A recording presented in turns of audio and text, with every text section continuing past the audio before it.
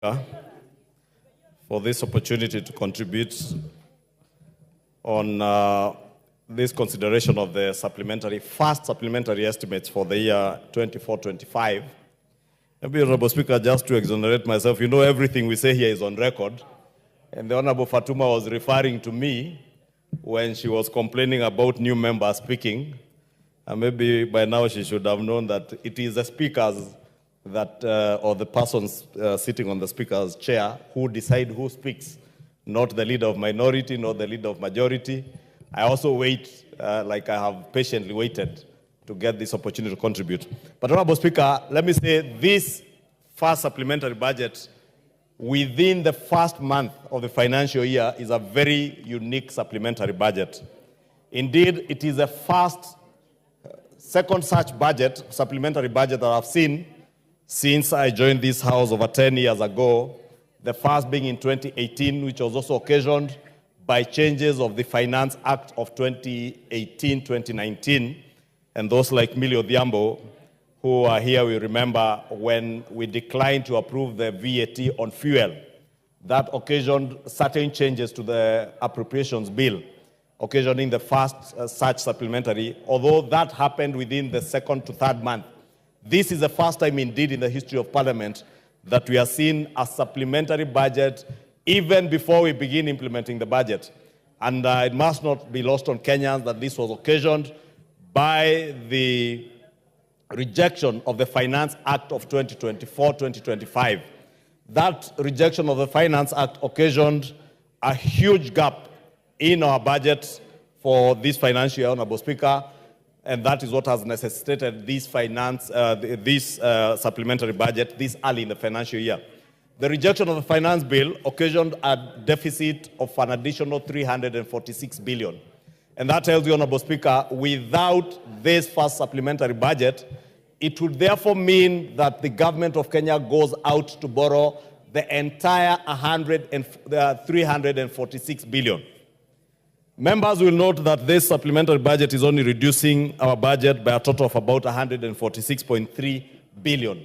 There is therefore another gap or a fiscal deficit of an additional 200 billion, part of which, Honorable Speaker, would be covered through additional revenue-raising measures and other austerity measures that will be carried on in the course of the financial year. Honorable Speaker, it's important to say this so that Kenyans get to understand that every finance act or every finance bill that consequently becomes a finance act comes to finance government operations and the budgets that we have budgeted for the people of Kenya. And I've heard many members lament this and that budget has been cut. Yes, this and that budget will be cut. And indeed, I heard the member of Githunguri complain that the coffee cherry revolving fund has lost 1 billion shillings, but failed to inform coffee farmers that they have an additional 3 billion shillings, but they would have gotten an additional 4 billion shillings this financial year. But also, Honorable Speaker, as rightly as she said, and she was asking, I don't know whether sarcastically, that whether dairy farmers or milk farmers are more important than coffee farmers. All farmers in the Republic of Kenya are important farmers. And that is why even dairy farmers in Githunguri, dairy farmers in Kikuyu, dairy farmers in Karachuonyo, dairy farmers in Bungoma, in Kandui constituency, and those in Kuresoi, south and north, will benefit from milk coolers, because it is a key promise that this administration promised dairy farmers that we will ensure that there is substantive value addition in the milk value chain, Honorable Speaker.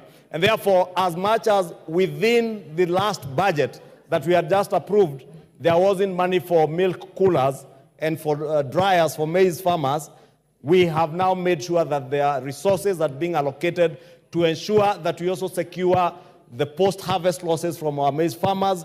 We secure our dairy products by having coolers around our country in dairies in almost all our wards, Honorable Speaker. And I know we don't have adequate resources, courtesy of the rejection of the finance bill, to be able to roll out everything that ought to have been rolled out, Honorable Speaker.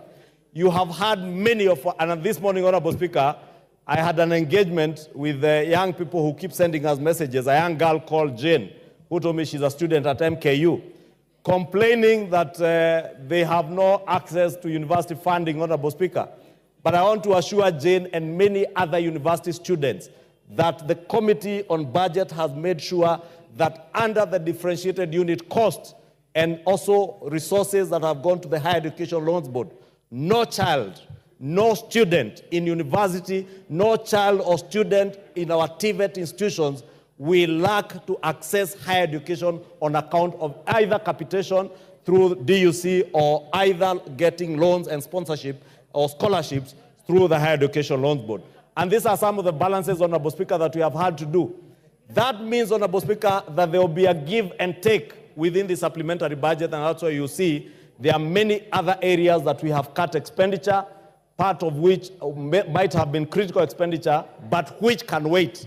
And budget is all about prioritizing, Honorable Speaker, and we must be able to prioritize so that we ensure that even those who crusaded for the rejection of the finance bill are not going to suffer, Honorable Speaker, because they have opportunities that they will never be able to access. A child who does not access university education today cannot wait for next year or the year after. But probably a road in Kikuyu constituency that was to be constructed this financial year can wait. I therefore want to take this opportunity to ask Kenyans and to plead with Kenyans to be patient, because under these difficult economic times, under these times where we give and take, you cannot and we cannot have our cake and eat it at the same time. If we have no finances from the finance bill, then a road here and there will give way. A dam here and there will give way. Another project to do a hospital somewhere will give way. But, Honorable Speaker, that will come with the necessary and requisite responsible stewardship of the National Treasury. And I want to believe, even with the nominees that have been named today, the Honorable John Mbadi, God willing, if he ends up being in the National Treasury, he has the requisite knowledge, and he has sat in this House. He knows. He has been a member of the Budget and Appropriations Committee when I chaired that committee. Honorable Speaker, I am confident that we'll be able to roll out this budget, be able to chew gum and scale the stairs at the same time, be able to cut on expenditure, unnecessary expenditure, and also be able to roll out critical development and other social programs in education, Honorable Speaker, even capitation to our day and boarding secondary schools, and also our JSS teachers, the JSS capitation, Honorable Speaker. All these things must run concurrently, even as difficult as things are under the rejected finance bill, Honorable Speaker. Honorable Speaker, there are certain things, Honorable Speaker, that were in the Finance Act or the Finance Bill, it never became an act, that would have helped this country also realize very many other developmental objectives. And for instance, Honorable Speaker, was the waiver or the exemption on penalties on tax amnesty, or rather the tax amnesty provision that was there in the Finance Bill. Honorable Speaker, I am hoping that with time, the Finance Committee will make consideration to see how we can rescue some of these very positive things that were demonized within the Finance Bill that would have done very well for this economy, Honorable Speaker. That waiver, or the tax amnesty waiver, Honorable Speaker, easily generates close to between 30 to 40 billion shillings, and at the same time allows business people in this country an opportunity to save from penalties that have been penalized by KRA on account especially of bills they have not paid, because government is also holding their money under the pending bills, Honorable Speaker. And I want to pray and hope that the Finance Committee and indeed the National Treasury are working on two ways that they can rescue some of these good things, Honorable Speaker. Honorable Speaker, if you listen to people speak about the creation of jobs, we say the bottom-up economic transformation agenda is anchored on job creation, Honorable Speaker. We tried, Honorable Speaker, during the Finance Bill debate, to speak to Kenyans and inform some of the measures that were in the finance bill spoke to job creation. But unfortunately, under the circumstances, it was difficult to get that message across to Kenyans. When we spoke about the manufacture of diapers, manufacture of sanitary towels, Honorable Speaker, we were simply trying to safeguard local manufacturing to ensure that our industries are thriving to create jobs locally, to ensure that those industries are generating revenues in this economy, not exporting jobs to other countries in the Far East, not exporting our forex to countries in the Far East as we import.